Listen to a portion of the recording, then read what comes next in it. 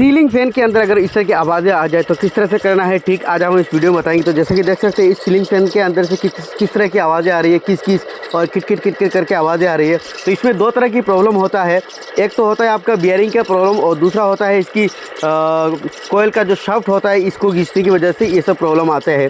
तो आज हम इस वीडियो में आप लोगों को दिखाएंगे ये सब प्रॉब्लम का सोल्यूशन किस तरह से करना है। बियरिंग को भी अगर प्रॉब्लम हो जाए बियरिंग किस तरह चेंज करना है स्टेप बाय स्टेप बताएंगे। तो बने रहे वीडियो में लास्ट तक, और वीडियो अच्छा लगे तो लाइक एंड शेयर ज़रूर कर देना। यहाँ से हम नट वगैरह को खोल लेते हैं तो हमारा ऊपर का जो डंडी है ये खुल जाएगा।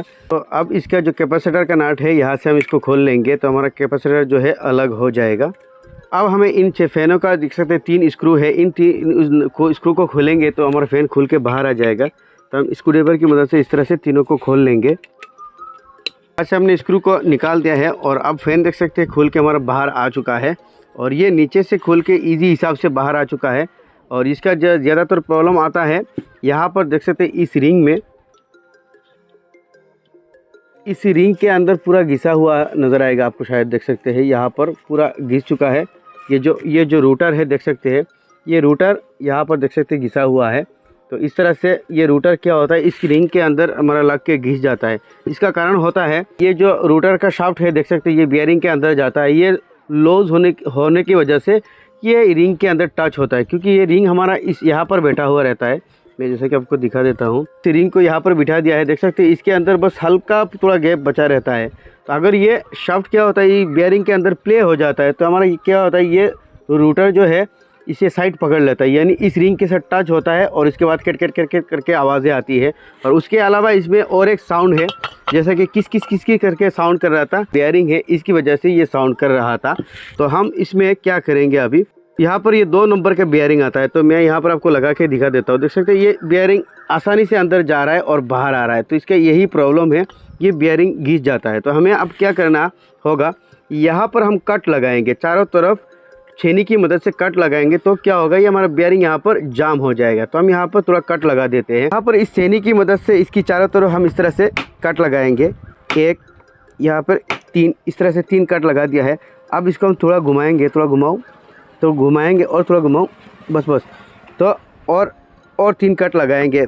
तो इस तरह से हम इसकी चारों तरफ कट लगा देंगे और कट लगाने के बाद क्या होगा, ये हमारा जो बियरिंग है ये अपनी जगह पूरा टाइट होके ये रूटर बैठ जाएगा। तो यहाँ पर हम चारों तरफ इस तरह से कट लगा देंगे। कट आपको हल्का लगाना है, ज़्यादा टाइट ज़ोर से नहीं मारना है वरना आपका ज़्यादा टाइट हो जाएगा।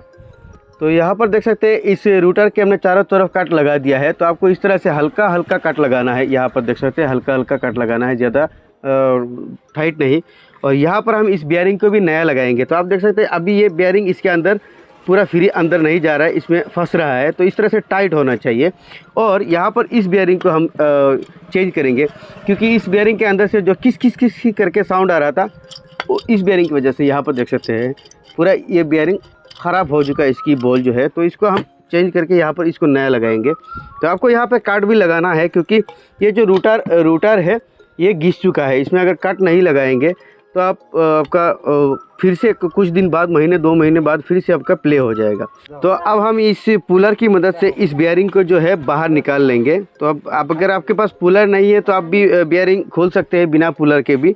तो मैं आपको दिखाऊंगा, सबसे पहले इसको हम निकाल लेते हैं। तो अभी हम इसको घुमाएंगे तो हमारा बियरिंग जो है ये देख सकते हैं ये बियरिंग खुल के बाहर आ चुका है। और अगर आपके पास पुलर नहीं है तो आप फिर किस तरह से बियरिंग को अंदर निकालेंगे। वैसे तो आप मैकेनिक नहीं है तो आपके पास पुलर नहीं होगा।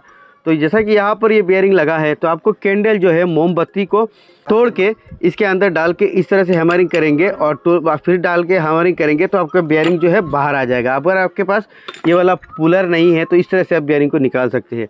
तो अभी हम इस बियरिंग को, नया बियरिंग जो है इसको हम यहाँ पर लगा देंगे तो हमारा जो प्रॉब्लम है वो दूर हो जाएगा। तो इस तरह से आप बियरिंग को धीरे धीरे ठोकेंगे चारों तरफ से। तो अभी हम इस कोयल को यहाँ पर लगा देते हैं, ऊपर वाले ढक्कन को देख सकते हैं ये भी आराम से अपनी जगह पे चला गया है। और इस होल से मिलाते हुए आपको लगाना है, यहाँ पर इसका होल है देख सकते हैं। और स्क्रू जो है अभी इसको हम लगा देंगे, इन तीनों स्क्रू को पूरा कस के टाइट कर लेंगे।